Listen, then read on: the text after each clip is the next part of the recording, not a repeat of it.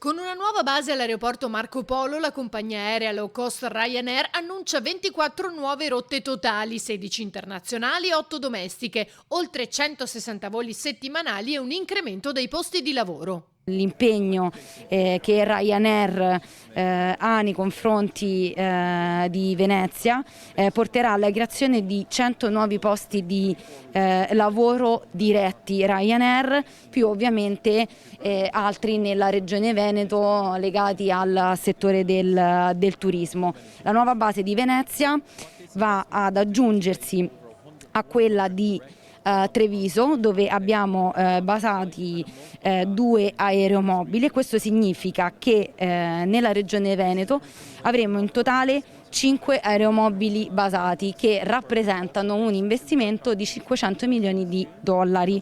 Questo a dimostrazione di come il turismo sia ripartito e ci sia la voglia di viaggiare, fa notare il direttore commerciale di Save.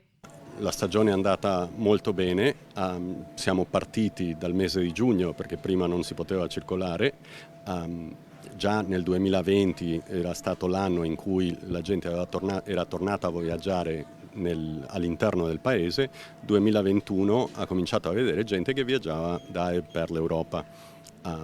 Adesso ci sono tante novità che stanno arrivando. Settembre ha sdoganato l'Inghilterra, dove si può nuovamente viaggiare. Dal 1° di novembre, cioè fra meno di un mese, gli Stati Uniti saranno aperti per i viaggiatori europei. Da dicembre anche l'Australia apre. Gli aeroporti di Treviso e Venezia sono dunque ripartiti con buoni numeri. È una graduale ripresa, ovviamente entriamo nella stagione invernale, che storicamente è la stagione un po' meno affollata degli scali, però gli annunci fatti puntano a quello che sarà una stagione estiva del 2022 molto vicina a quello che avevamo nel periodo pre-pandemico.